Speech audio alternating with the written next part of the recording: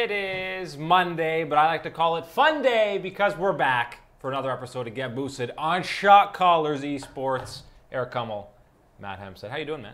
That was a great intro. Thanks very much. Pretty original stuff. Rehearsed it for hours. You know, usually they call Sunday Fun Day, but you really threw a twist in that one. Yeah. Wow. I mean, you could basically use it for any day.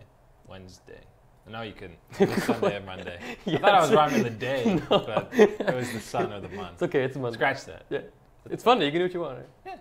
I can just change the days. Today is now Wednesday for the rest of the day. Sweet. So, hope you guys are looking forward to a great hump day today. Let's move on. The group stage is over. Yeah. Group stage is over for Worlds. Quarterfinals are set. Got some interesting matchups. But today we're going to go through, recap what happened in that second week of group stage action. And specifically, we're going to be taking a special look. We've got a whole case study planned for the mystery surrounding North American teams and their week 2 struggles. Yeah. Say struggles. Struggles is a good word. And it's not just this year. It's historic in the past. 2015, didn't win a single game. Ooh. That's pretty sick. And then last year, what was it, Eric? 3-6, you said? 3-6. And this year, 2-9 with two teams completely blowing their group stage chances. Only one got out after it looked like 3 would. So yeah, we're going to take a look at what's wrong with North America. Why can't they do something right at Worlds? Yeah, and well, they can't do anything right. No. We'll also be looking at some of the top performers from the group stages. There were quite a few to pick from, and some of the more disappointing performances. And as always, we'll be getting to your questions later on the show, so make sure you send those in, whether it's what you thought of the group stages, previewing the quarterfinals, anything about that, or even just how you're doing today. You know, we'll answer a question about that. Let us know. If it's good. Yeah, if it's good. It's good. But again, we're starting off North America. I mean, it is a mystery. There's a lot of shrouded mischief around why they struggle, and this curse that is week 2. And you mentioned Jensen said it. The only reason Cloud9 got through is because it was actually week 3 for them because they already played in the play-ins. So they avoided the curse, but barely. Week 3 doesn't look great for NA either then. No, exactly. Week 3 doesn't look that great. And even historically, week 3 is not very good because no NA team's gotten out of quarters. And that would technically be the 3rd week in most cases. So NA just sucks after week 1, pretty much. So, I mean, Jensen tried to make a point and, you know, use his words to make sure Cloud9 would get out. It barely worked because they went 1-2 to wrap up that spot. But, I mean, hey, at least someone got through. And it usually tends to be Cloud9. But let's start with the first North American team that was eliminated and see why they were unable to get through. Immortals came in 2-1.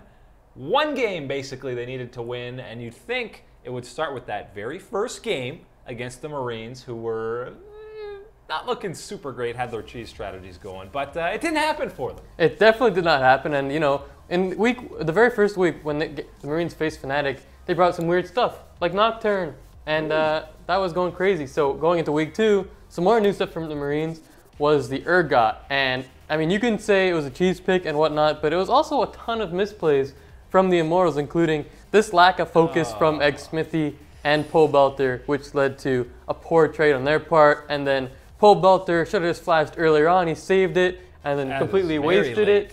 So misplays like that is one of the reasons why they fell short to the Marines. And then again, it's Xmithy being greedy, trying to hold on to his Gragas ultimate, ends up costing Flame his life from the execute from the Urgot. Save your boy. Just save him. Just help him. It was just, again, misplay after misplay from the Immortals. The macro play was off. They would all go to try to kill Archie on that Urgot, and then they did time to time, but it also resulted in down inhibs on the other side of the map and losing turrets for free. So just going in, everyone's worried about these cheese picks, and the Marines brought it, but it was still Immortals just making their own mistakes and focusing too hard on, you know, trying to kill one guy over protecting the team. And the question is just what is it about this week 2? Because in that game in particular, and a couple of the other games Immortals played, they looked like a totally different team than that first week. Is it just the pressure that these guys feel when they're like, oh, look, everyone's talking 3 NA teams, maybe they're going to get out. You only have to win one more game pretty much. You know, you're getting through. And then these teams just played totally different. Xmithy looked not at all like himself. Yeah, making these misplays that you are not used to seeing him play. Cody Sun, really since the LCS finals, hasn't looked like the same carry that we saw throughout the regular split and the start of the playoffs. So not sure what's going on there. Ole was not nearly the playmaker that he was before. A lot of that's due to this meta, and you can't exactly be a huge playmaker on Janna. But pretty much across the board, Immortals just looked like a totally different team, and it's hard to pinpoint why they play so differently. I mean, yeah, you mentioned the pressure, and for me, it's weird to think the pressure would only exist in week 2, especially coming into the tournament on week 1, international tournament. This is the first one for a lot of these Immortals players. So, I mean, Cody Sun and Ole haven't been there before. Pobolter has, and Smithy has, and Flame, of course. But for this bot lane, they're completely new to this experience. And just in week 1, you're still in this Chinese stage against a different fan base. No one's really rooting for you. And I mean, there's so much pressure in North America to perform, especially in this group that looks pretty easy. So I thought there'd be pressure across the board. But in week 1, they came out looking great against Longzhu in their first game. And then week 2 was just a different beast altogether. Yeah, and obviously the way that the groups are set up, where you're playing 3 games in one day, some more. I mean, Fnatic played 5 games with that double tiebreaker, which, I mean, when you think about it, isn't that absurd, because these teams do play best of 5s, but it's when it's kind of spread out like these days. I mean, it was like this last year, and NA wasn't too great on it, so it just seems like this style where maybe you're only preparing for 1 or 2 teams, and that first week is when NA seems to thrive. And when you're playing so many games in one day and you have to prepare for all 3 opponents, it doesn't seem to go as well for them in that second week. And you could tell in that tiebreaker that Immortals played against Fnatic, they had basically rolled over in that game. As you can see, it's just, they pulled a Fnatic against Longzhu, and they were just defeated already. Yeah, I mean, they picked up the first blood, but after that, it was pretty much all downhill. It was some good roaming from Caps and just pressing R on somebody to get a free kill. But yeah, Very skilled. This game wasn't bloody. It took a while for anything to get going, and Immortals just, aside from that first blood, kind of refused to make plays. And when you have Pobelter on Rise, there's opportunities to go across the map and try to make something happen, but instead, it was Fnatic who got a couple picks, transitioned to a Baron, and then basically just ended the game off of that buff. It was pretty quick, and again, like you said, Immortals pretty much the entire day, they went 0-4, and a lot of them they just rolled over and died. Yeah, and Immortals was just the beginning of the week 2 spookiness that was for NA. So we dive deeper into this case study, because by the time Group D rolled around, it had already been 2 days into the group stage. Group C, no NA teams, so the curse was over for that day. But Group D, this was the group of life for TSM, and sure, you can give not exactly a pass, but Immortals has more of an excuse as they're a little more inexperienced on the international stage. But this TSM roster is the exact same as the previous Worlds, and they're in a much easier group than they were last year, and they were close to getting out last year, pretty much a tie break away. They lost the head-to-head to RNG, but had the same record. So this year, it should be much easier. They go into that second week tied for first place, so they should be fine. But they come into week 2, and the first game they play is against World Elite, and they looked awful. Oh, and kind of a theme that goes on is this new pick that came up from World Elite in this Caitlyn, and they had no answer to this siege composition that World Elite had. I mean, they pretty much just sat back. Bjergsen couldn't dodge a shock blast to save his life. Jace was just pushing him around the entire time. And then again, it was 3 turrets within a span of 3 minutes, with a couple of picks on TSM members as well. And I mean, with that early lead, it was pretty much 4K by like 17 minutes, solely by taking towers and just using their ability to siege across the map to get a huge gold lead. And TSM did absolutely nothing the entire time. Svenskeren and Bjergsen kind of just sat back and farmed. Sven at times tried to protect the bot lane from getting ganked from that Sejuani on Condi, but it was just, there weren't kills. It was literally just World Elite sieging for the first 20 minutes of the game, and that's how they won. TSM didn't do anything to try to stop it. Yeah, and it's almost worse to see such a massive gold lead happen when there's no kills in the game, because that just means you're getting completely outplayed across the entire map. You haven't even necessarily made a major mistake where a couple guys get caught out and then they die, and then that results in some objectives. They're just out-rotating you, out-laning you, and amassing this massive lead. And yeah, TSM didn't really make any proactive plays to try and get back into that game. They just kind of were like, well, maybe they'll make a mistake and we'll catch them and win a team fight. No, that's not how you're going to win on the world stage. So that was a pretty horrible start to week 2 for TSM, especially after Misfits got a win against Flash Wolves in the opening game. You're just immediately on the back foot to start that week. Yeah, 100%. And then, again, it was such a convincing loss. And TSM, especially with all of North America, just being like, we already have doubts. Immortals just blew it. TSM has a history of blowing it. Yep. And you just lost convincingly to World Elite in like 25 minutes without even being proactive at all. Entirely on the back foot. So at that point in my mind, I'm like, okay, this is over. NA is absolutely done. Cloud9 better get rated because all hopes are going to them. But TSM did have a bit of hope after because they actually came back and beat Misfits in their second game of the day, still with a fairly weak opening laning phase. Oh yeah, they were massively behind in that game. And at the start of that, it was like, okay, this is sad that this is a performance they're putting on in week 2. But they did turn around a couple of team fights, which is what has been their specialty, is when you actually get to these mid to late game team fights, they have pretty terrific team synergy and just overall mechanics in these team fights that they can get back, but they can't get to those in a lot of these games. They did against Misfits.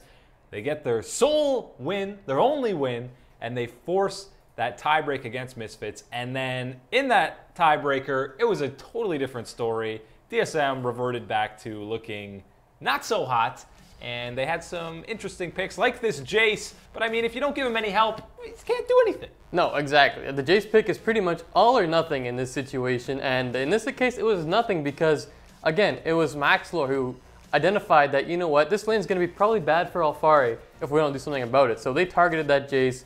And then another couple scenarios where Doublelift, again, refusing to use his flash.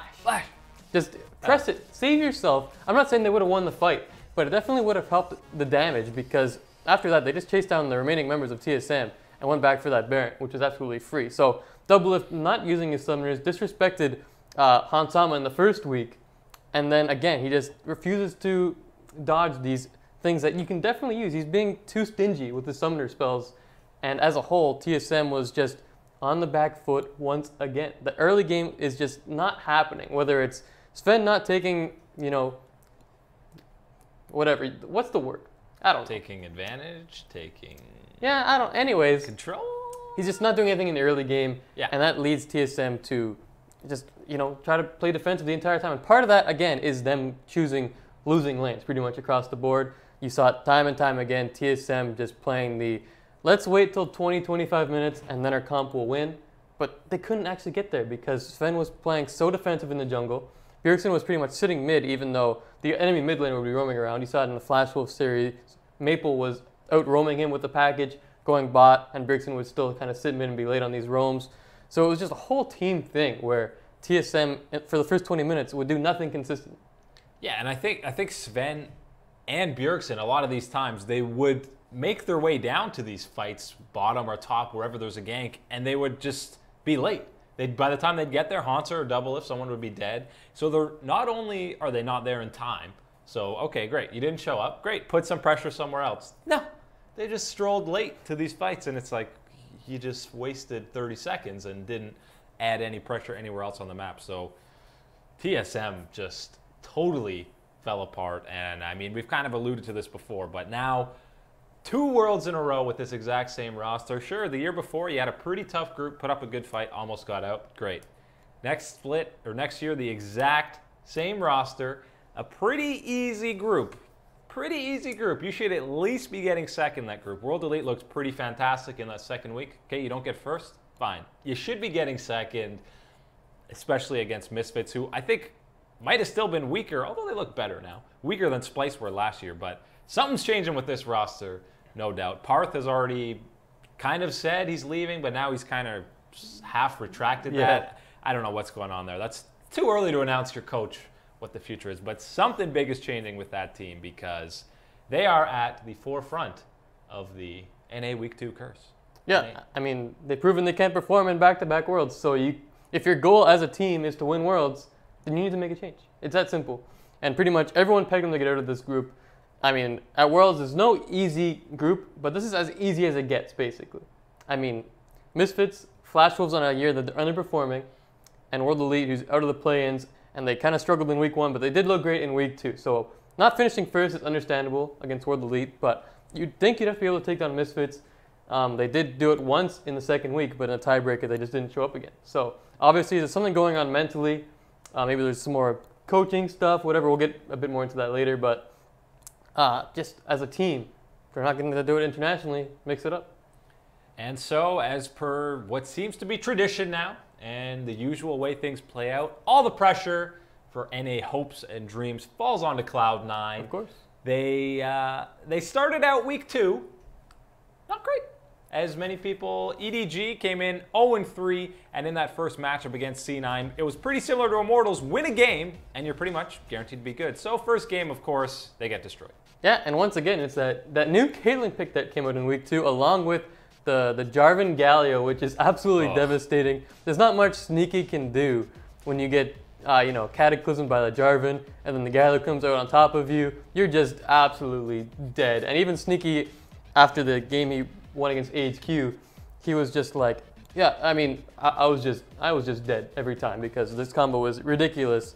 And the general theme is, again, this Caitlyn, which you just walk around the map, you win bot lane with the Caitlyn Lulu, take towers, go top, take the tower, go mid, take the tower, and you have a huge gold lead. Nothing you can do if you're playing that sit back and wait till 25-minute game. Yeah, and I think that's going to be a theme going forward is, I mean, teams have been trying to figure out how to break through this Ardent Sensor shield, do nothing for 25 minutes till your AD carry has 2 items and he's got a bunch of shields, and whoever's got the best AD wins. Yep. Which is what a lot of these games have been to. So yeah, I think you're going to definitely see teams play these way more aggressive laners, whether it's bottom or someone else, to just try and hyper speed up these games so that you can accelerate and just really amass enough of a gold lead that you can kill these AD carries and break through these shields just because you're so far ahead. And yeah, it helps when you're getting so many turrets early on. It's a pretty good way to get a massive lead. But what Cloud9 did, but the other NA teams did not, and that's how they were able to get their 1 win. So still not that impressive. 1 win on the week, enough to get them out of the group. Thank you to SKT. That's right. Says Cloud9. But the way they were able to do that is adapting. They said, wow, that Caitlyn pick was pretty insane against us. So they play AHQ, and they say, you know what? We're going to play Caitlyn. Yeah. And, oh, look, it works pretty well. Yeah, apparently Cloud9 was paying attention to all the other games teams were playing, especially those Chinese teams, and they were like, yeah, this Caitlyn pick is disgusting. You can't do anything against it if we just sit in front of your turret, ward the enemy jungle, and siege. Yep. And that's exactly what happened for Cloud9. They did exactly what happened to them, to AHQ, minus a Jarvan Galio, and Contractz even being like, enough with the Graves, I'll just play Gragas like everyone else and win the game. Yeah, he was super sad about it, but exactly the same strategy. You go bot, you win the 2v2, you take the tower, you go top with a little bit of jungle pressure, you take that tower, and then you go mid. This one was a bit more bloody because AHQ actually tried to do something to stop it, which a lot of other teams didn't. Love this flash. But yeah, On goes a little deep into the enemy team, and basically that's enough for the mid tower too. So exactly the same thing. Props to AHQ for actually trying to do something instead of sitting back and watching their towers get destroyed. But this composition, which came out of nowhere basically in week 2, is the sole reason why Cloud9 is kind of able to come out of this week, because they adapt. You look at all the other teams, this composition with the Caitlyn was not prevalent in week 1, and teams like TSM were able to play their game against other teams also trying to scale up, but TSM was better when it came to late game team fights. This week around, this whole new early game thing, TSM was not ready for it, and after seeing it a couple of times, they just didn't adapt at all, and they got completely outplayed in the early game, and that just led to their late game comp being completely meaningless. It was too much of a deficit for them. Yeah, I mean, the main issue for them, people had talked about their weakness, was their early game, even in the first week, and really even coming into this tournament. So the fact that that's where all the emphasis for most of the teams in the second week was a tough draw for them. But again, you got to be able to adapt, and you can't have such a glaring weakness because obviously these world-class teams are going to exploit it pretty easily, and that's exactly what happened. Yeah. So. And that was a good night for TSM, but it was also a good day for Cloud9. That's what you say, right? Yeah, that's what you say. Good day. So yeah, Cloud9 moves on 4 out of the last 5 years. That's crazy. That's crazy. And the year they didn't get out, they started 3-0. And that was the 0-10 NA year. The dream. That's right. So they'll be playing World Elite, which is interesting. That's kind of the dream matchup if you have to pick one, I guess. not a Korean team, so that's good. But we'll be diving way deeper into these quarterfinal previews on Wednesday for 5v5 Live. We'll get real into that nitty-gritty. But overall, the mystery of the Week 2 curse for NA, I think it just boils down to these teams aren't as good in these 3 best-of-1s in one day and preparing for that many teams. So I think this new best-of-1 series, that they're not new, it's what it used to be, that they're bringing back to the NALCS might actually help these teams in the group stage. Yeah, it very well might, because, I mean, even historically, back in when TSM and NA used to do best-of-1s, NA wasn't that, or TSM wasn't that great at best-of-1s back then either.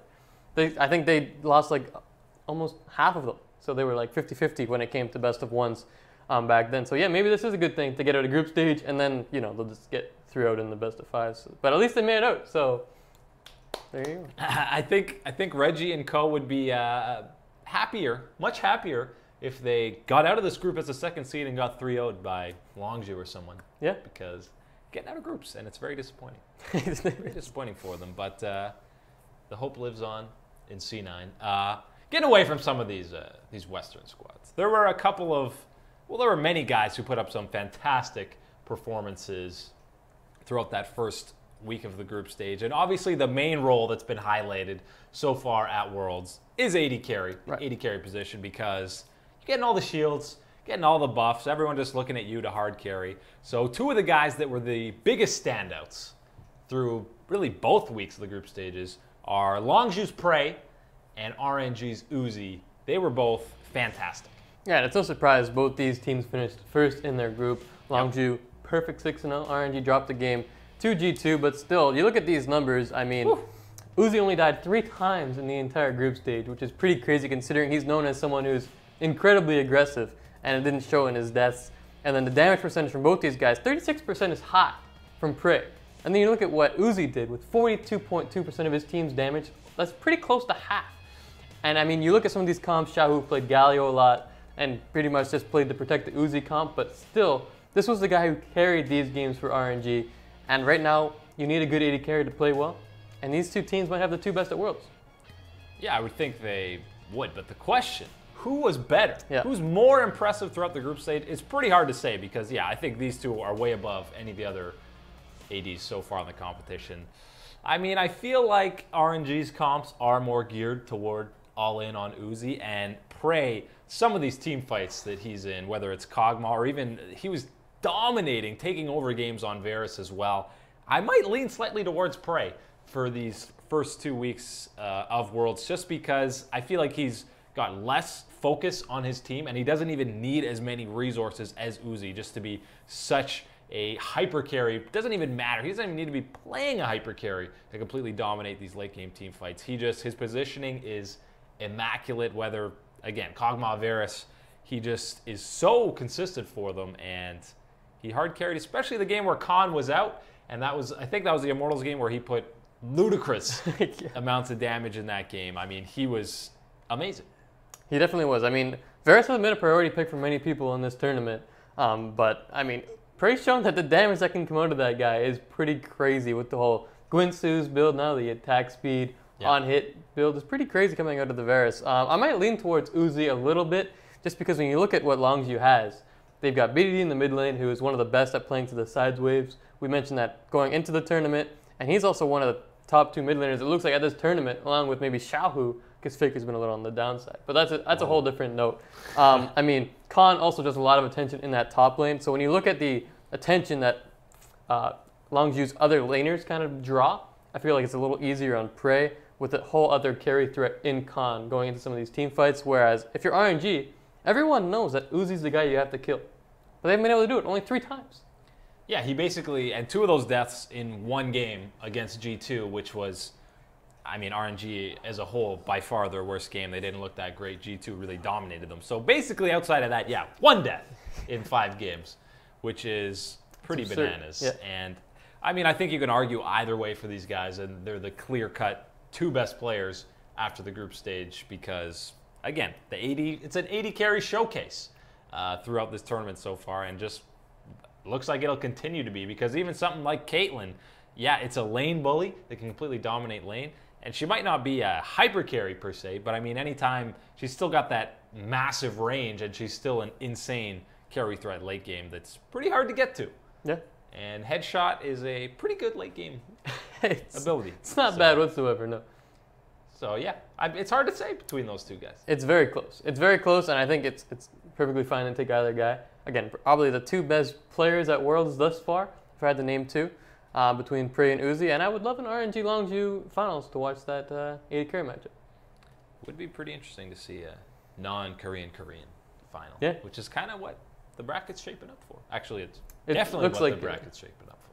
So that'll be interesting. Now, there were some Western players that were also fantastic. They get their own category because we know they can't compete with the likes of Uzi and Prey and some other Asian teams. So they get their own category, and I think the two best guys will decide who's been better. But I think the most bestest, that's a good way to say it, is Maxlore and Contractz, the two junglers for Misfits and Cloud9. Both of these guys were really just the catalysts for their teams getting wins.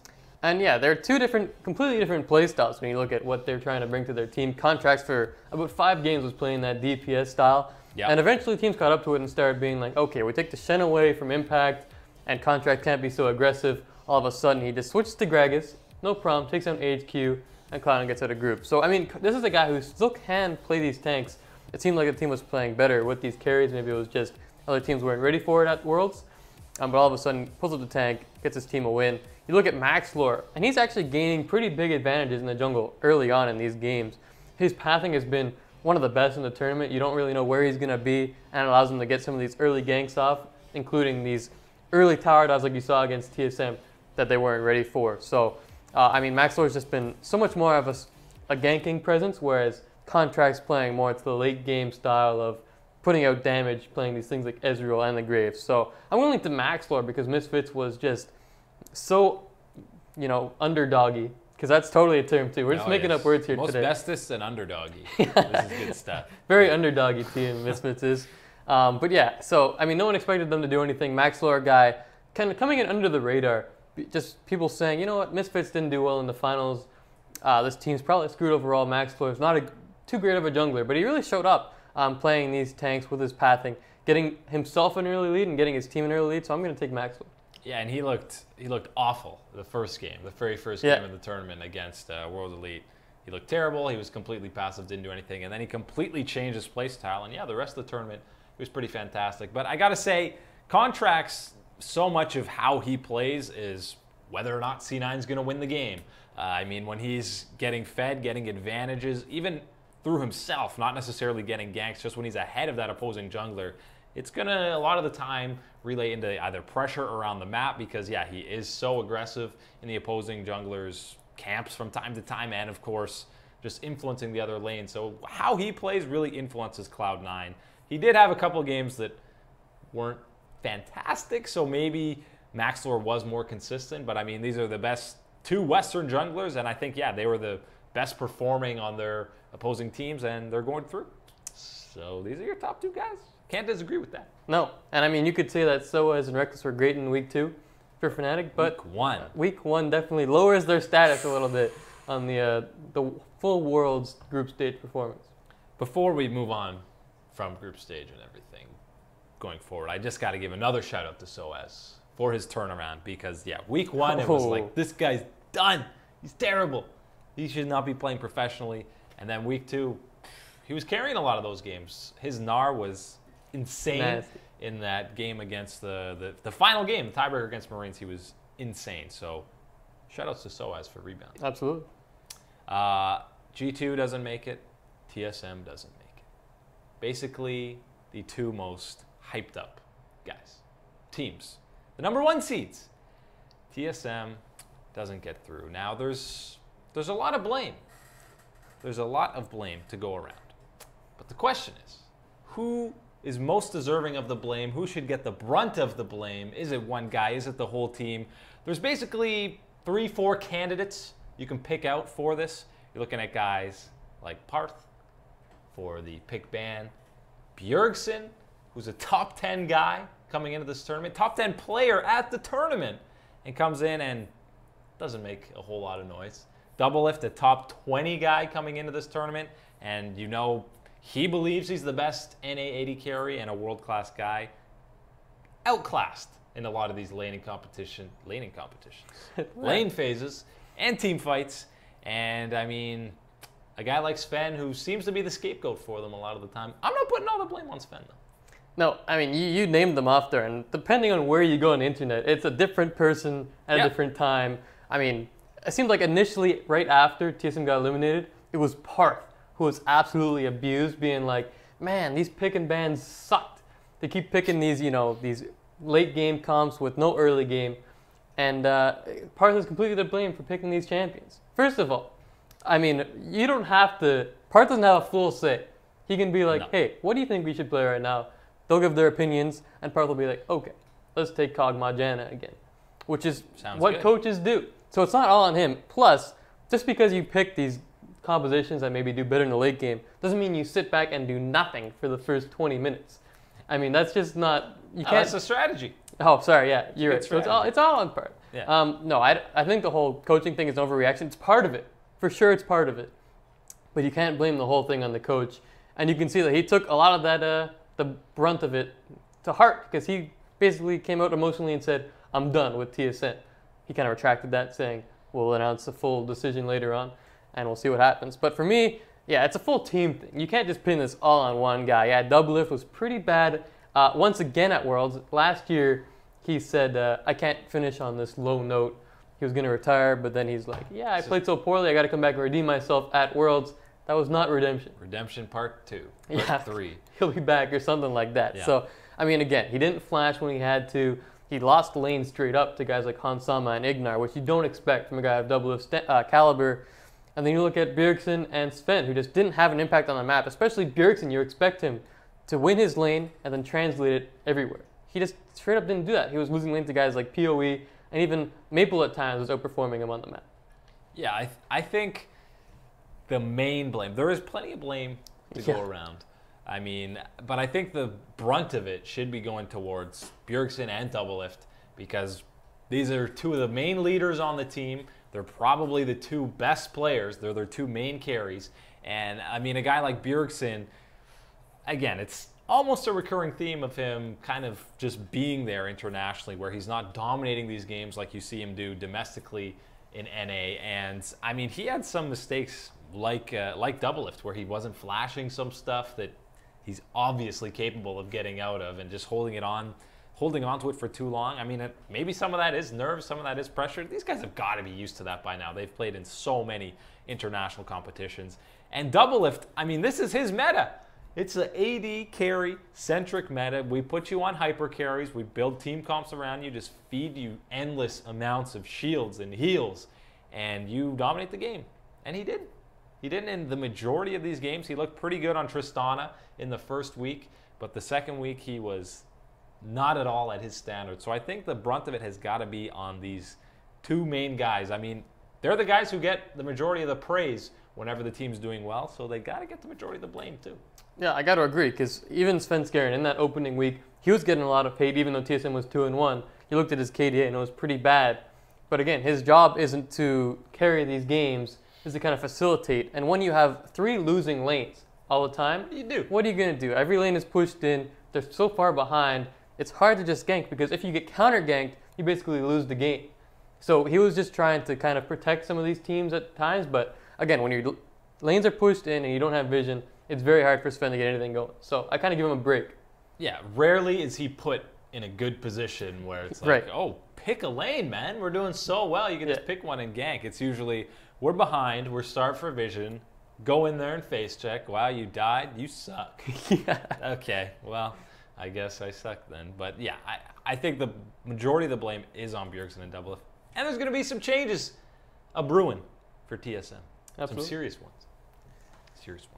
We will be getting your questions in just a couple of minutes, so make sure you're sending those in. But before we get to them, another juicy little topic. Doublelift has been touted as the best NA AD carry for the majority of his career, ever since the LCS came to fruition.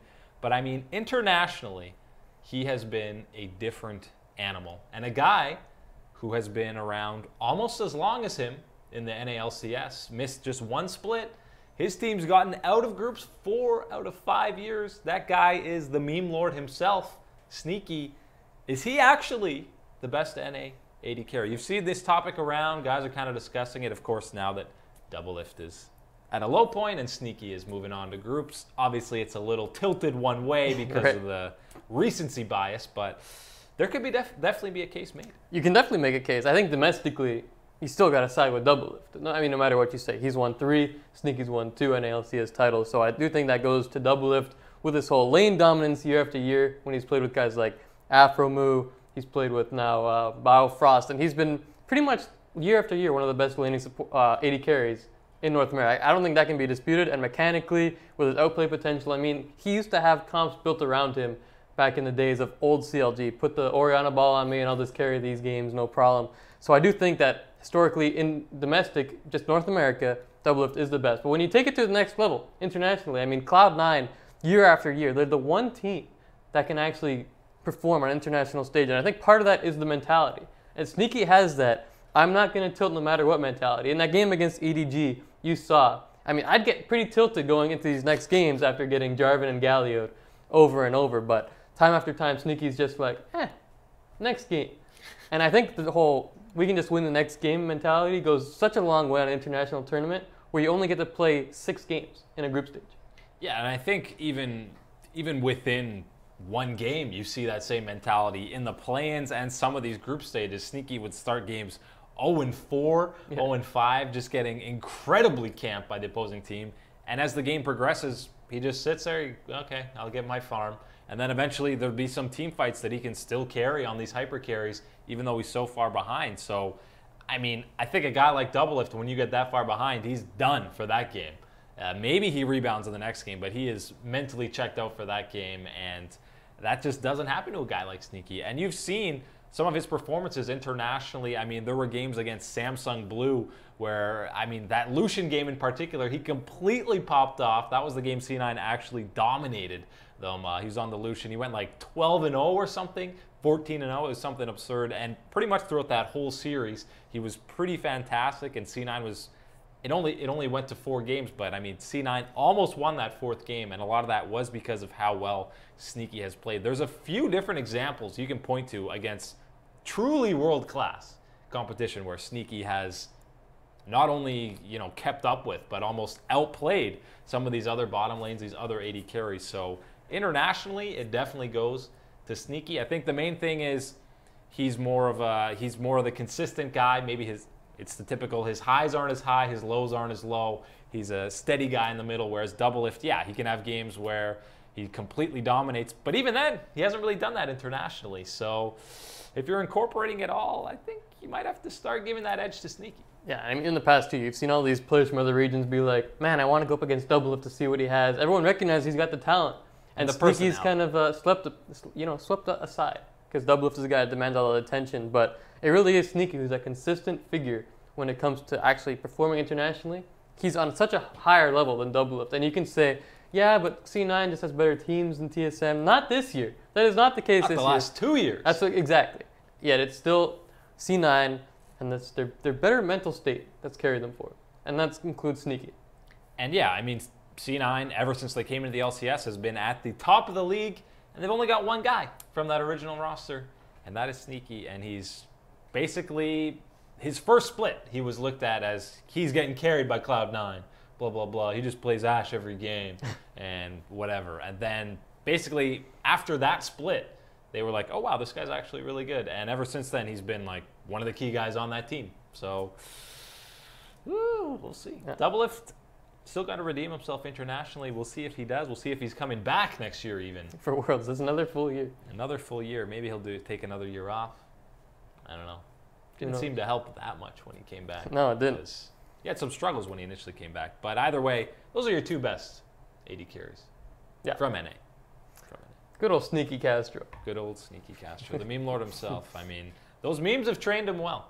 They definitely have. Well. It's question time. Matt's busting out the iPod. Yeah. You guys remember iPods? Those Let's were go pretty through some great. music real quick. Yeah, I had a nice iPod Nano. I think I still The have Nanos were great. Yeah. I'm sure everyone cares about the nano? Played a little brick breaker on that too? Oh, absolutely. 100%. That was good stuff. Little solitaire? No. Too hard with the scrolly thing, man. To select the cards? No. Yeah, it was annoying. Or bust. All right. You ready for questions? I'm ready for some questions. Kyler Trentum, what is the biggest problem TSM has? Why does TSM always play scared? I wouldn't use the term scared. I just think they have an objective in mind, which is to survive until late game, which it comes across as they're just being very reactive as opposed to proactive, but it's their game plan, and they refuse to stray away from it, and they refuse to adapt in game. So that's kind of the issue when it comes to TSM. Is you saw this tournament, I think it's the biggest problem as well, is their inability to adapt when it comes to, even over a full 2 weeks, they couldn't adjust in time to what other teams were bringing on this world stage. And that was their mishap this tournament, for sure. And it was just exposed time after time, game after game. Yeah, and I don't know if this is the case, but it could be just over preparation for a lot of these games where, yeah, that's why they feel like they can't change their game plan in the game or heading into the game, because they're like, wow, we worked so hard on this game plan, we can't change it. We spent too much time. So yeah, that's definitely a big weakness. And again, people knew their weakness. One of their weaknesses was their early game coming into this tournament. And it kind of became a focal point for all the other teams, which sucks for them. That's why they're gone. Goodbye. Goodbye. See ya, TSM. That sounds all too familiar. Yep. Shyful, should TSM do a roster swap for next season? I don't see a world in which they don't at this point. I mean, I know on Twitter everyone's come out and been like, man, we're such good friends, and it's so nice to play with these guys, but the results aren't there. It's a business, man. Exactly. And I mean, Reggie's made some tough moves before. He's gotten rid of some guys, and I'm sure he'll do it again after another year of disappointing results at Worlds. You can't just keep rolling with the same roster. I think 2 full years of playing with the same team and back-to-back years not getting results at Worlds is enough to be like, okay, this isn't going to work.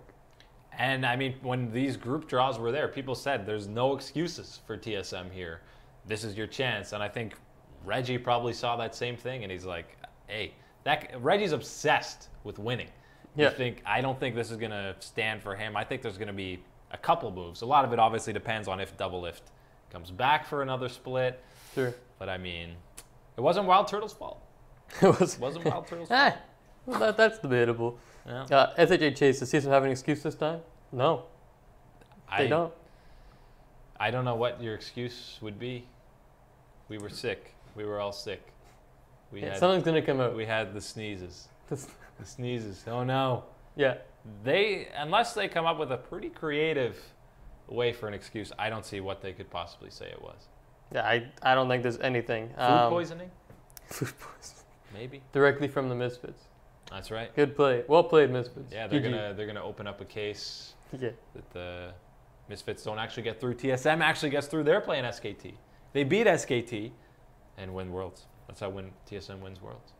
A couple of questions about TSM's coach.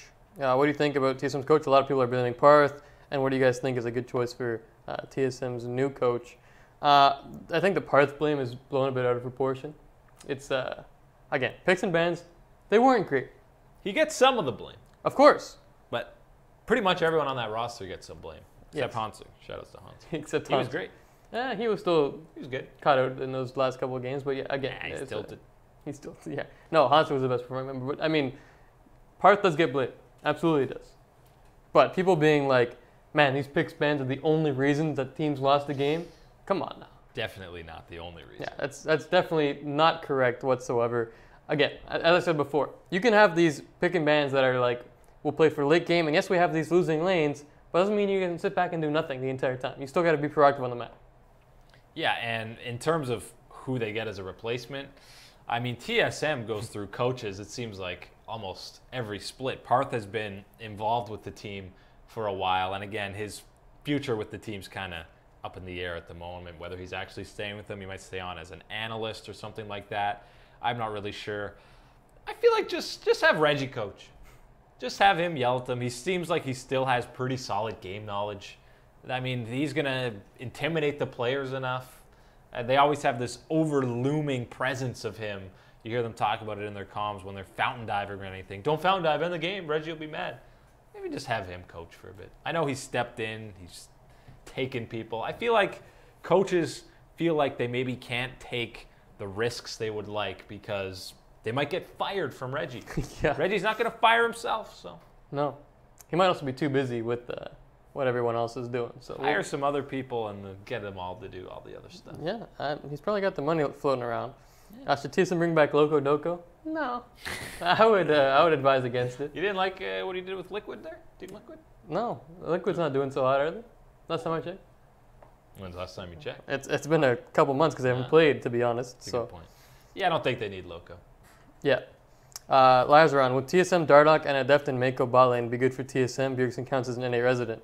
I mean, a Defton Mako Ballane wouldn't be bad anywhere. It would help. But that seems unrealistic for them to just get up from EDG and be like, peace. NA money. Yeah. Franchising money. I don't think they want Dardoch, to be honest. Yeah, I don't think a ton of people want Dardoch. Especially if he might he doesn't have a great history with specifically imports coming in. Him and Piglet in particular really clashed. Yeah. So maybe not Dardoch. Although again, is whatever, 5th team, maybe TSM is the one that can finally be like, listen, smarten up, man. But I don't know about that roster. Yeah, I don't know. I don't see that happening. Imports could be in play, but I don't think Defton Mako are two in the running. Shyful, between G2 and TSM, who's the most overhyped team? Definitely TSM. G2 still looked pretty good overall. I mean, they were the one team to take down RNG. And, I mean, they were kind of the recipients of a pretty tough group. Definitely tougher than Group D anyways. Oh, yeah. So, I mean, they played some tough games. Almost took on RNG a second time in week 1. Samsung kind of gave them troubles, but G2 I think overall still very good. Yeah, and we mentioned this before. I'm pretty sure you put G2 in TSM's group or put them instead of Misfits. They're getting out too. They might get out as a top seed. So I think G2 looked better, a lot better than TSM at this tournament. And so I think TSM was definitely the one who was more overhyped because people were saying they should probably get first in that group. No, not even close. So definitely more overhyped than G2. Definitely. TSM Forgiven, Eric. Forgiven is definitely, he announced that he's open for offers in basically anywhere but Europe. He pretty bluntly said, I don't want to go to EU. I would throw money to have him on my team. He is such a talent, and I mean, on TSM, that's the best infrastructure probably in NA. I think working with a guy like Reggie, who used to be a prime trash talker back in his day, I think they could maybe work together. And I mean, if there's a team where you just kind of have a look down on everyone else mentality, a bit of an elitist one, TSM's probably the good team to do that because they seem to be heads and shoulders above the other NA teams, except when it comes to international competition. But I would love to see TSM Forgiven. That'd be fun. It'd be pretty spicy. I don't know how Baufraus would feel. I'd be a little... would not be a good duo. No, I think you got to get rid of Baufraus as well because he is such a nice, sweet, innocent young man that if Forgiven came over, he would completely taint his soul. Are you saying Forgiven's not a nice, sweet, innocent young man? No. He is a middle-aged looking... Middle-aged. Middle-aged looking scary man. Yes. Yes. Forgiven, that is correct. Kyler, a couple things he says. Bring in Forgiven and Dardoch and just blow it all to shreds. Blow it all to shreds might be the right play, but we'll see what happens. And then, why would Parth have them pick Jace in a Kog'Maw composition? Is there any way that works out well against a competent team? This scenario, I think they just really wanted to have one winning lane. And the composition didn't make a ton of sense. I agree. Picking Jace into it was a little bizarre. But again, finally, they're like, you know what, Hanser? Have a carry champ. See what you can do with it.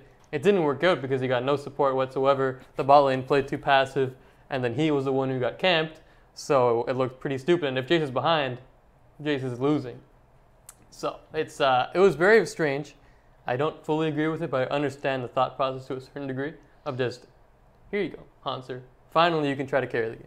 Yeah, sure, but they didn't play around that team comp they had made at all. As we mentioned before, Sven was late to the majority of these ganks, and you got to know going into that game that A, you should be focusing that Jace lane, and B, they're probably going to focus that lane so that he doesn't get ahead because they know that they're going to need help down there. So should have focused there. So there was a bit of it wasn't a great pick ban, but it was not the reason they lost. Yeah, no, it's definitely not the reason. The Shrimper, who would you replace Doublelift and Sven with? Man, those questions are so tough because you have no idea who's really going to be available, especially with the NALCS franchising. We already know teams like, it sounds like Dig is gone Reno. See ya, didn't make the cut. Yeah, you've been there since season 3. Yeah. One of the original founding members of the NALCS. Good night. What have you done for me lately, I guess, even though they were still a decent team? They got to the semifinals, got the top 4, and you're still cut. TSM couldn't get out of groups. Sorry. You're not in the NALCS franchising mode. Yeah, but again, TSM is a roster that can draw talent from pretty much anywhere worldwide. So, yeah. I mean, if you're talking names, you mentioned Forgiven as a guy that would be definitely interested in going to TSM. Probably some mutual interest there as well. But we'll have to see what Korean players or Chinese players would be interested in coming over. So I don't want to speculate and say, oh, Prey would be great on TSM. Well, yes, obviously he would, but I doubt that's a situation that would ever exist. If Longzhu wins Worlds, I mean, just go get some more NA money, But I mean, yeah, you don't even know what the rosters are set in the NALCS, let alone across all the other regions. You don't even know if the EULCS is going to exist. Sounds like the whole league as itself is going to explode. So that means you might have guys like Sven and Perks coming over. I mean, it is going to be absolutely insane. But I think getting rid of Sven Skaren, opening up that import slot is very likely going to happen for TSM. Or as Freak would say, Sven Skaren. Didn't know there was an A there. Well, he thinks there is. Let's get away from TSM. Okay. I know how much everyone loves TSM or maybe hates them right now. It's one or the other. It's definitely one or the other. Homeless Pie. It's too bad for the Pie. It's very sad. I'd like to hear his story. What do you think about the RNG bot lane versus the Fnatic bot lane? It's a heck of a matchup. Reckless against Uzi. Here we go. I mean, Reckless is a guy who in lane isn't necessarily going to completely overpower you. Right. But then again, Uzi fell behind in some of these lane matchups as well. So that's going to be very interesting. And I think picks like this Twitch are going to really be contested between these two. But in the laning phase, there'll probably be jungle action. So there might actually be a lot of kills because, I mean, they want Uzi and Reckless, both teams. They want them to be very ahead because they're the main cogs to carry these games as they are in pretty much every one of these matchups with these Ardent Sensors. But I'm going to give that edge to RNG. Yeah, these are two teams that, more than anybody else at Worlds, puts a lot of money and effort into their AD carries. Yep. Uzi and Reckless, two guys who will just be split pushing to get some extra cash. Whereas other teams, they'll focus some money into the mid laners and just as a team kind of look out for each other a bit more. Whereas it's going to be Uzi versus Reckless, no doubt. That's what this series is. So it's going to be interesting. But like you said, Uzi probably has a bit of an edge. Reckless, we saw a bit of issues, but in week 2, he looked very solid. So I'm looking forward to that matchup for sure. Yeah, we'll see how much of this momentum Fnatic can actually carry, but RNG looks like a legitimate contender here, so tough matchup for Fnatic. Indeed. Eric, we have a ton of questions, so we're going to start firing through them. All right, let's go. Jose Mendez, how do you feel about Xmithie and Ole specifically? Do you think they were exposed and are not to the level of Gigabyte Marines or Fnatic because they constantly got killed in the NALCS, and even in week 1 they were not killing those teams decisively? That's a low level to be not at the level of the Marines. But, I mean, again, the meta just really hurt Ole. He couldn't really play his playmaking supports. It's basically only Rakan that guys are playing for these engaged type champions. He was stuck on the Janna, Lulu, stuff like that for the majority of their games, which is not his play style and not what one of the main strengths of Immortals was the duo of Xmithie and Ole basically dominating vision throughout the map, and you basically saw none of that in this tournament because Ole was just sitting bottom. I mean, a Janna roam isn't that effective, so that hurt him a lot. Yeah, exactly. It's just not what Ole likes to do. He can't play the Bard. He can't play these roaming guys like Alistar. It's not an Ole meta whatsoever. And Xmithie, I mean, he just looked off. What do you expect from him in some creative ganks? Helping Pobal throughout in the mid lane. They had some really good synergy, pretty much all split long. And this time the comms seemed off. Xmithy playing Ezreal jungle doesn't inspire much confidence in me anyways. So I don't know. I think the meta did hurt them a little bit, even though Xmithy should just be on the Gragas and that Sejuani every game. And there were some mechanical misplays, as we talked about earlier, that you are not accustomed to seeing, especially on those comfort picks. Yeah. We're back to Homeless Pie. If G2 will change roster, will they still be the kings? Maybe not of Europe. Kings of the world? Yeah, that's right. Wow. Yeah, because we don't know where they're going to be. They might very well be in NA. But yeah, again, it sounds like Trick is probably out. Whether he's playing, looking for a Korean team, taking a break, playing somewhere else, who knows? But it sounds like he's out of G2. Yeah. I don't see Sven and Mithy getting broken up. No. So they're either staying with G2 or probably going somewhere as a deal. But, I mean, even if you take Trick out, I think these guys can still be the kings of Europe or maybe another region because Trick was pretty inconsistent. Yeah, he's a 2-time LCS MVP, but, I mean, the last little while, the last year really, he's been very inconsistent. I think they could basically get an upgrade over Trick and look like an even better roster. Yeah, he's had some homesickness issues, so he's going to go back to Korea, I believe, after World, which it is now after Worlds for G2. Yep. So he's probably flying home, and then I don't think he's coming back to G2. So also, a follow-up question. Philip says, why can G2 take only 2 players to North America? Will they change their team name? I'm pretty sure they can still be G2 eSports. That's just the organization. Yeah. But as for the 2 players thing, it's imports. The import slots. That's how it goes. You can only have 2 imports in North America. Now, again, if it's... They haven't really announced how this academy team exactly will work. Do you get 2 imports on your academy team as well? So you get 4 imports total. It's kind of hard to say. I know the point of the academy team is to build homegrown talent. So having 2 import slots on that wouldn't make a whole lot of sense. No. But on the main roster, yeah, if G2 comes over, you can't have Perks, Sven, and Mithy. You can only pick 2 of those guys. Yeah. So it's tough. Will NA ever be good internationally? Ever. In 2031, yes. I predict way down the road, TSM winning Worlds. With Doublelift still on the roster. Doublelift still on the roster. Doublelift's son. Triple lift.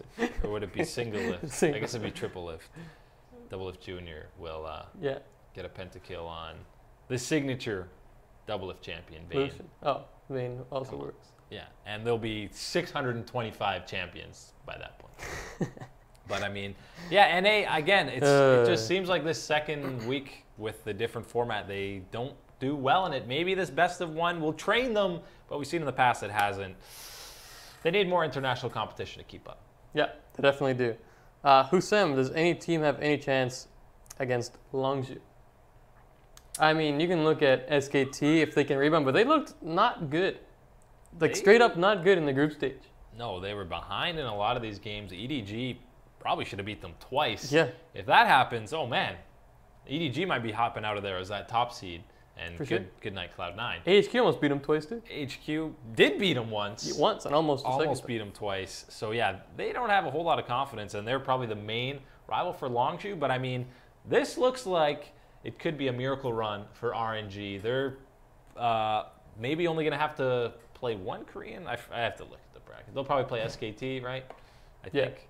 So, maybe you got an RNG Longzhu final. I think this might be a miracle run for RNG at home in that bird's nest for the finals. Maybe RNG can take them down. Yeah, I feel like RNG has a chance, but it's always uphill against those Korean teams.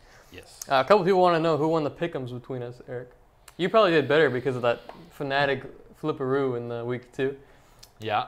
I finished with 33 points, which is pretty great, right, guys? That's you don't even get the mission completed. Well, I think you can get points for the next stage still. Oh, it's the whole thing? I think so. Oh, in which case it's almost freebie. I actually didn't even look at my points yet. Well, that means I got better. But I'm pretty sure I did better. Yeah. Who are the ones you got out? I got Group A perfect, and everything else was kind of a disaster. HQ finished last. Right? Yeah. Okay, so I got that one perfect too. Yeah. Nice. So you definitely beat me. Yeah, I definitely won. I'm much smarter than Matt. That's right. Which is a fact.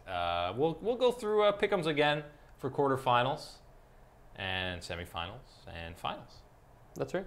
That's all of them, right? There's no after finals? No after finals. But I'm smarter than Matt. That's right. Time for some couple C9 questions hiding in here. Kyler Trentum says, does Fnatic have an actual chance against RNG? Same for C9 versus World Elite. Some quarterfinals. Fnatic have a chance against RNG. I mean, they got the momentum. That's the main case I can make for them. They've won 4 in a row. 4 in a row. Best win streak besides Longzhu. Yeah. So that's not so bad. It's not so bad. But, I mean, RNG looks pretty terrific. They had one bad game in the group stage. Outside of that, they look dominant. 2-0 against Samsung. Anytime you 2-0 a Korean team, you're going to be a team that you're scared of. Yeah. I think C9 maybe has a bit better chance, although WE did look pretty solid in that second week. They're both underdogs for sure, but I think C9 has the best chance out of the Western teams probably of moving forward, but they're still pretty heavy underdogs. Yeah. You're going to win a game. They're both definitely underdogs. I mean, look at RNG, and one thing that we know about RNG is that they have a potential to be a little volatile. Yeah. And they've got that high ceiling, which right now their peak, they look fantastic. Oof. They're banging on the roof, man. Right, but I feel like they could still potentially crash them. I don't see it happening. They've just been playing at such a high level. But you would never really know with RNG, because in LPL, that was kind of their story. So, I mean, Fnatic also pretty volatile. You look at week 1 to 2, completely different animals. So, but I'm still betting on RNG. And then World Elite, I think they'll take care of Cloud9 pretty handily. But if you're Cloud9, I mean, this is the best matchup you can pretty much ask for. Yeah, I mean, you'd probably rather play them than RNG, even though they look solid in week 2. Obviously, don't want to play Longzhu. So, yeah, they got the pretty dream draw. Throughout this tournament, C9 has gotten some fantastic draws for being a wildcard team, basically. So, they should be thanking Riot for the draws. Absolutely. So, yeah, all you folks asking who will win, World Elite or Cloud9, we think World Elite. Someone wants to know if it'll potentially go 5. It could. It could. I think C9's taking a game for sure. Might even be game 1, you know, get out there firing, maybe have a weird-looking team comp, or just get that Caitlyn, which yeah. Caitlyn's going to be a huge pick in this series. She might join Kalista on the permaban list, and then maybe you find a third lane-dominant AD to hop in there. Yeah, who knows? Maybe. Throw Sneaky on Draven. That'll throw people off. It'll definitely do something. Charles Glenn also says, even though Sneaky's the best player, he never seems tilted. Do you think C9's success can be attributed to this tilt-proof attitude? We kind of mentioned that earlier. That's why he performs better at Worlds than Doublelift does, because you can tell Doublelift gets a little agitated when things don't go well or when he's not playing at his best, whereas Sneaky's just like, he's fine. Yeah, and I think even without High on the roster anymore, that's still kind of true for the most part with the team, although against SKT in particular, they're an anomaly. They get tilted against them. That first game they played them and gave up those 2 kills in First Blood, they were tilted the rest of that game. They made some horrible plays. And to a lesser extent in that second game. I think SKT is an outlier where this C9 roster and Jensen is just kind of like, got to beat Faker. And they just don't play their best against SKT. Yeah. Me Too says, what are the chances for a double EU semis? Please analyze the Fnatic RNG and especially go in depth with Misfits versus SKT. We'll go pretty in-depth on Wednesday for all these quarterfinals matchups. Yeah. So we got to get to all these questions today. But double EU semis, that's definitely looking pretty unlikely. I mean, that would be the biggest upset quarterfinals in the history of the world. Yeah. Not just League of Legends, the world. So, pretty unlikely. Yeah. But yeah, we'll dive way deeper in. So tune in Wednesday for that. And tell you why Alfari is going to body Huni. You know. Is that your prediction there? That's right. All right. Well, we'll hold to that. Jose Mendez, how will NA's Worlds results affect viewership of the NALCS next season? Probably 0, to be honest. I mean, there's going to be so much hype around the whole franchising, what's going on, the new changes. I don't think people are going to be like, yeah, but TSM choked the Worlds, so I'm not watching. I mean, people want to see them now because they'll probably have a totally different roster. Yeah, well, I want to watch the Golden State Warriors play League of Legends. Yeah, Kevin Durant's really good at League of Legends, by the way. I think TSM... Durant's going to join TSM because they're the best team, right? That's right. He'll join... No, he'd have to join a team that TSM beat. Getting too convoluted. I think for as many people who love TSM, there's an equal amount who hate them. So even if they're not good, people want to see them suck. they're like the big franchises in all sports. The Yankees, the Lakers. There's tons of people who love them and an equal amount who hate them. And that's why they're the most popular. Yeah. Wes also said that Durant wouldn't use his actual name on his league account. That's true. So you would never know it's him. Good point by Wes. KD 53. See, that's wow. not his number. That's very pretty clever. Yeah. Very clever. Well done, Kevin. Scheifel, who throws harder, NA or EDG? That's just, I mean, EDG unfortunately lost 2 games to SKT, which would have put them out of groups easily over Cloud9. But that's 2 games. NA through what, 9 games? As a whole, you got to give it to NA. They weren't ahead in a lot of these, but yeah. I think as a whole, you give it to NA because we and the majority of people were confident 3 guys, 3 teams should get out. 1 gets out, so it's NA. Yeah, year after year. They got quite an arm. They do, yeah. Those nice fastballs flying in there. Yeah. Ferronson, can Reckless beat Uzi in lane or at least go even? Again, I mean, so much of this meta isn't even about who wins the lane. You can go even for sure. It's just like one team will have Twitch Lulu, the other team will have Kog'Maw Janna, and you just kind of farm. And nothing happens. It's whoever the jungle gets to first, you know, all these teleport ganks, that kind of thing. So so rarely now do you see 2v2 kills just because it's so casual and there's shields everywhere, even in long trades. No one takes damage. Yeah, and even like these Kog'Maws and Twitch, even in that second EDG SKT game, Bang was down like 50 CS at one point.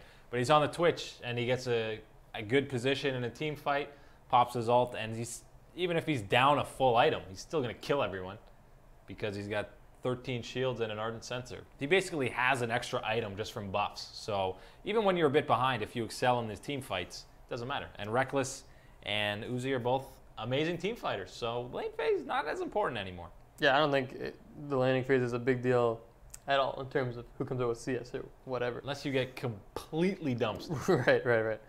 Scheifel, thank you for bringing this up, by the way. Do you guys see Marines Levi playing in any other region next season? And this is interesting because the Marines actually came out and said, if you want Levi, come and get him. So he's basically there for grabs. If you can convince him, right. I think they said. Yeah, that's the right wording. If you can convince him to join you, feel free. And then they were like, TSM Levi? G2 Levi? I feel like it'd be pretty easy to convince him. Yeah, hey, you want to come play on a team that, you know, can pay you a lot of money? Or you want to chill on the Marines? Yeah. With Archie? I mean, no disrespect. That's full disrespect to Archie. That's all that was. That was pure disrespect.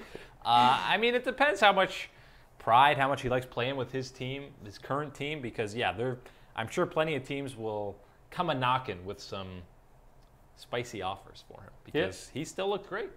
He did look very good. He is a world-class jungler, and obviously there's going to be a language barrier, which a lot of teams take more so into account now than recent years, I feel like. Yeah, they definitely used to jump more into that in the past and just be like, we'll figure it out. Yeah, and then use cue cards, it's fine. And then when they say hello and he's like, and they're like, oh, okay. This might be an issue. Yeah. Hugo, a couple questions. Do you think Misfits can beat SKT and Fnatic beat RNG? We kind of touched on that earlier. And then why does Misfits always surprise everyone for LCS quarters, semis, and worlds? Because, yeah, good point. Everyone kind of underestimated them going into EULCS playoffs. They didn't really have a chance. And then semis, another win for them.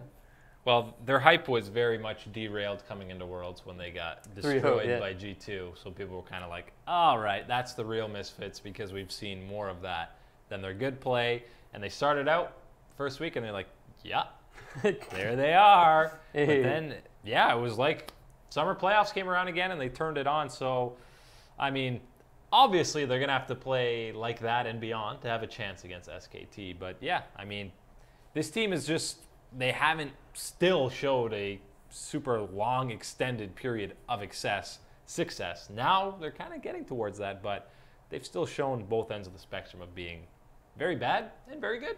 Yeah, definitely the case. So we'll see which Misfit shows up against SKT. There's a chance to get a game off of them. Ooh. SKT is not at their prime right now, so we'll see. They're definitely not. Seth Vint with a couple of questions. When do you think other NA teams will join Cloud9 Worlds quarters? I know what they have to do to make that happen. And also, remember last week when you said that Malzahar and other Void champs wouldn't be picked? Can you retract that statement? We said Malzahar would likely be picked. I swear, we when you asked us what Void champs we picked, we'd be like, we said Malzahar. Yeah, you said Malzahar, and then I said, what other Void champs are there, I believe. But yeah, I mean, Malzahar, point and click, stun. Fun. Yeah. Fun stuff. Put it pretty on the AD, put it on the support. It seems like teams, as we've talked about before, have figured out just kill the Janna, kill the Lulu, man. Otherwise, you're going to have endless shields throughout these fights. And, I mean, Malzahar is another guy who's a tank buster, which is also a thing because, you know, at least one of these players is going to be a massive hyper tank. Cho'Gath, Maokai, even the Sejuanis are getting pretty massive. So, yeah, having another tank buster on the team is pretty helpful. Definitely doesn't hurt. No. Yeah, so Malzahar is just a guy who can lock down carry, or he can help get rid of those tanks that are frontlining. So, good pick overall. Xapu, who should have the Dade Award this year? The Flop from Worlds Award, basically. Poor Dade. Poor Dade. That's his lasting memory. Yes. One of the guy who was rivaling Faker. That's his memory. I mean, there's a few guys you could probably throw in. Bjergsen's a guy you could toss in there. I mean, Ole and Cody Sun maybe not as hyped enough to have that award. Sure. Clear Love and maybe just EDG as a whole, you could almost say. But then they really turned around in the second week. Yeah. I want to say iBoy is the guy who had some hype coming in. They're like, well, this young upstart kid, he hasn't played much, but he's really good. I thought he would flop, but he was terrific. He was right below Uzi and Reckless. He was fantastic. But I think the main guy probably is Bjergsen. Yeah, Bjergsen, Doublelift, someone on TSM probably. Someone on TSM. I mean, you can't really say any of the LC guys stuff because they're still in the tournament. So. Like Faker was very underwhelming, but I mean, they went 5-1 and got out of groups. Yeah. So not that underwhelming. No. But getting 1v1 by Westdoor again. Let's go. Oh, I mean, Westdoor is the greatest player of all time. Of course, that fizz. Yeah. A few questions left, Eric. How would you rate Caps at his best compared to other mid laners still in Worlds? It's hard to judge Caps because, again, when they play around him, he's shown that Caps is quite the player. But that's so infrequent now, especially with the AD carry meta and Reckless being so prominent on Fnatic, that Caps doesn't really get the chance to show his caliber of play. I mean, he's probably 8th of the ones that are left. Yeah, that's probably fair to say. I mean, obviously, it's pretty absurd competition right. that he's against. It's not a bad thing to say that you're last amongst this group. But. Yeah, because these are technically the 8 best teams in the world, which, as we know, is not true. Yes. But, I mean, yeah, he's shown moments where he can completely dominate, and he's a lane-dominant guy who can take over lane, but he's also had some brain farts and just kind of been irrelevant in some of these games. The pick I don't like seeing so far this Worlds is a Rise. It just seems underwhelming to me. Guys are just kind of on the perimeter of these team fights, not doing a whole lot and not able to contribute that much. So Caps, stay off the Rise. Yeah, I'm with you. The Shrimper. Cons Jace, Praise Ash, Faker's Cassiopeia, Crown Syndra, or Huhi's Aurelion Sol. Take your pick. Oh, I got to go with Huhi, man. I was good. He's unbeatable on that weird lanky arm dragon thing. You know. Love me some lanky arm dragons. Yeah, that's the only way I like my dragon.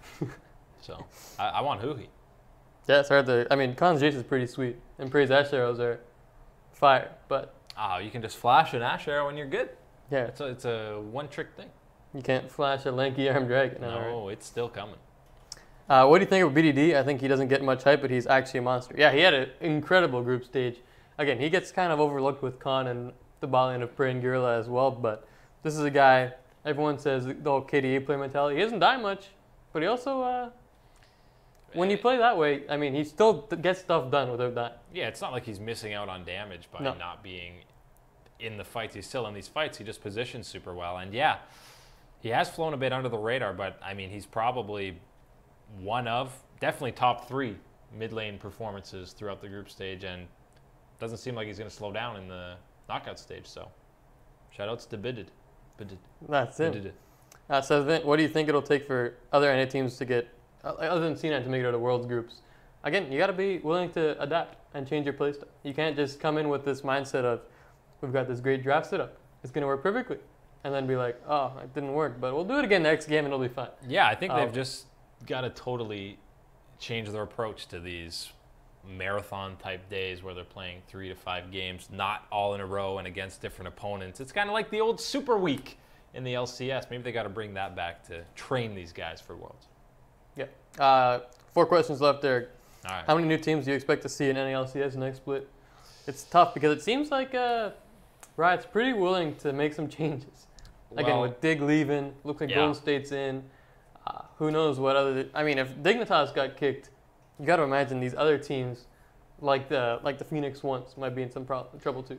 If Dig is getting kicked, I feel like there's only like 4 teams currently there that you can say are safe for sure, and that's basically the main 4, C9, CLG, TSM, and Team Liquid. Yeah. Outside of that, I don't know. They might be gonzo. It's very possible. So maybe up to 6 Potentially. new teams. It's crazy. That's a lot of teams. That's a lot of teams, a lot of new rosters. Kyler, do you expect the meta to have any more changes as we approach the final, much like Rocks with the MF sub last year? It's crazy because we're already seeing a slight shift in the meta. I mean, teams are still going for like censored support, but you've already seen the Siege composition come in out of nowhere just within week 1 and 2. So Yeah. I'm sure there's other teams have some strategies in mind because it looked like in week 2 teams didn't have an answer to the Siege composition. I'm sure they'll have something ironed out if they see it in the quarterfinals. And Malzahar came out too. That was a new pick in that second week. I Yeah. mean, I feel like a lot of these teams that came out at the top of the group, and even some of these guys who finished second, didn't show their whole hand to get out of group stage. So you might see some more interesting pocket picks. 2 Yasuos, by the way, in that group stage. 2 Yasuos. Yeah, one was a farewell tour from Perks, but still And counts. one was a very questionable pick top lane. So Not too bad. Power of Evil over Bjergsen. He played better in this tournament. oh, he did play better at this tournament, and he always outplays Bjergsen. He's the kryptonite to TSM. So yeah, PoE's better. That's it. In a nutshell, there you go. Xapu, is it true that Optimus left the Gearbound Marines? That is the report, anywho, that he is gone. So Marines lost their mid laner. This whole roster is getting flipped around, it seems, over the years. Yeah, and you got to think if a lot of these guys are leaving, then why would Levi stay, right? Makes With a a good big point. question mark on that team, a lot of guys moving. Who knows if Archie's going to play again? He's still, for all the memes aside of him top lane, he's still the main leader on that team. So if he's stepping away, I don't know why Levi would stay. I do not know either. James Surratt, do you know what happens if one of the EU teams get into the NALCS? Say Misfits, can they keep the same roster? I believe Misfits got denied, but say G2 got in. No, they can't keep the same roster. They'll have to 2 imports, keep that's their it. 2 imports and then figure out the rest. Perks and Mythy, see his man. Yeah, something like that. Esqua, do you expect to see playmaking support picks like Alistar, Thresh, and Rakan more often as the knockout stage progresses? Definitely a possibility. You've seen the Misfits pull out Thresh once, didn't work. Blitzcrank, they also lost that game, but it got off to a great start against TSM. So I do like the pick to kind of take that lane advantage in your favor and try to ruin the whole nothing lane. Yeah, and that's also a way to break up these sieges, is just have a Blitzcrank or a Thresh for someone to just force a fight, pick off that Caitlyn or whoever else, the mid laner there, just pick them off and end those sieges. So maybe that's where the meta will advance. That's all the questions. That's it. That was a good amount of That was questions. a lot of questions. Yeah. We Good appreciate them, as always. Love answering them. And we'll be answering more on Wednesday, 2 p.m. Eastern Time for some 5v5 Live. We'll go in-depth into these quarterfinal matchups, all 4 of them, and we'll give you the official numbers on our pick'ems from the group stages, Yes. because I haven't looked mine up. But we'll have them, and we'll redo our pick'ems for the knockout stages and look at all that juicy stuff and pick some crazy upsets. Matt feels really good about Misfits. See, look at that face. That is Real the good. face of confidence and faith. That's right. But that's all the time for today. Thanks again for the questions, and we'll see you guys back on Wednesday for 5v5 Live. Eric Kummel, Matt Hempstead. We'll see you guys then.